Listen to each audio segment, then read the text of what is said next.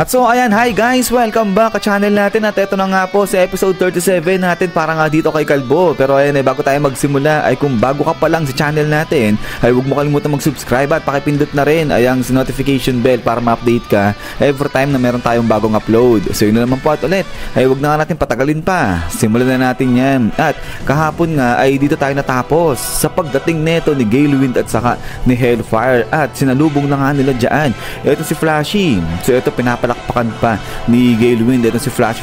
Sabi na nga dyan, mahusay yung ginawa ni Flashy na pagtapos kaagad dun sa mga halimaw. So now, ang continuation niya is dito naman na. So ito biglang natusok na sa may noo. Itong si Galewind dyan habang nagsasalita siya. At ito kasi inatake sila dali-dali nito ni Flash. So grabe, sobrang bilis ng lalaki na nga na to. Pero dito biglang nawala na itong si Galewind dyan. At nandito na nga si Galewind. Ayun, nakailag nga siya dyan sa pag-atake nito ni Flash at eto nakadikit siya dyan sa may kisaming. So yun, so parang after image na lang pala yung tinamaan nga dyan ni Flash. So mabilis din etong sila Galewind dyan. At now, eto tawa-tawa lang dyan si Galewind. Sabi niya nga dyan, kaya talagang karapat dapat na patayin etong si Flash habang eto nga salita na rin etong si Hellfire. Sabi niya nga dyan na eto na ba yung pinakamabilis na galaw neto ni Flash. At eto ngayon baba na dyan etong si Galewind habang nagtuloy na nga rito sa pagsasalita eto si Hellfire. Sabi niya nga rito kay Flashy, katulad na lang talaga yan nang ine-expect nila kay Flash, yung lalaki na responsible sa pag-ubos sa 44th generation. At then ay dito nga napatingin tuloy, napadilat yung mata ni Flashy sa mga to. At dito may na-realize eto si Flash. So ito ay biglang pikit dyan eto si Flashy, but then suddenly ay bigla nang inatake dali-dali dyan eto si Hellfire. Pero ito ay biglang nasalagdaman kaagad din yan ni Hellfire. At pagkatapos nga niya ay dito na ngayon nagsalpukan yung dalawa. So laban na nga ngayon dyan ito si Flashy at saka nga ito si Hellfire. At ito nga pabilis ng pabilis yung kilos ng dalawa na to. At pagkatapos nga niya ay dito parang nakagawa na sila ng isang bilog na nga dito. So parang barrier yung ginawa ng dalawa. But then ay ito nga si Galewind pinanonood lang, pinagmamasdan niya lang yung laban dyan ni Hellfire saka nga ni Flashy. At then ay pagkatapos nga niyan ay dito nga ngayon sabi nito ni Flashy habang binabanatan niya ito si Hellfire ay lahat ng to ginawa nila para lang targetin, patayin ito si Flashy. Pero ito tatawa-tawa lang ito si Hellfire. Sabi niya nga dyan, ang tagal ng panahon hinahanap nga nila ito si Flashy. Ngayon ay salamat kasi nga nakita na rin nila sa wakas ito si Flash. But ito nga biglang tiger look na yun dyan ito si Flash. At pagkatapos nga niya spak, bigla nang inatake ito si Hellfire. But then eto nga biglang tiger look na dyan ito si Flash. At pagkatapos nga niyan is bigla sinipa rito ng pagkalakas-lakas at pagkabilis-bilis etong si Hellfire dyan gamit itong kanyang wind blade kick. So grabe, sobrang bilis yung mga apoy rito sa paligid na nakala mo nawasiwas Pero eto nga natamaan ng bahagya dyan ito si Hellfire. At ayun, sapul yung mukha niya, nagdugo ng konti. Pero biglang bawi nga rin siya ng sipa dyan kay Flash gamit itong kanyang fire blade kick. Pero eto nga dali-dali nakailag si Flash. Talon nga siya dyan sa may taas. At eto nga nung papunta na sa may ceiling eto si Flashy ay biglang nadikit siya nga rito sa parang mga sapot na nga na to. So ito hinto dyan eto si Flashy. At eto napansin niya ng mga steel wire pala etong nadikitan niya dyan, yung tinatapakan niya. At then eto nga biglang hinatak ngayon ni Galewind etong steel wire kung saan nakatapak etong si Flashy. At pagkatapos nga niya pak ala sige. So dito ay tinamaan na o nahati na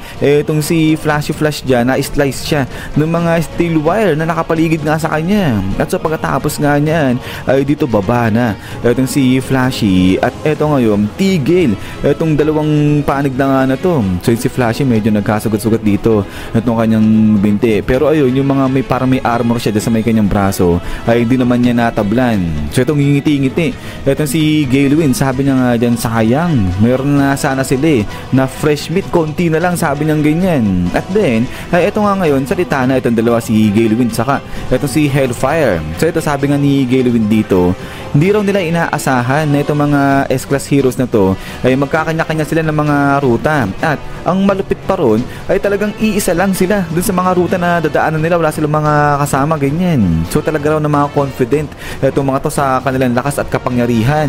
Pero eto tuloy pa nga ni Hellfire ngayon dyan na salamat rin sa ganitong strategy na ginawa ng mga hero heroes kasi dahil rito ay nakita nila at natagpuan nila etong kanilang gusto nga dyan. At eto nga yan si Flash.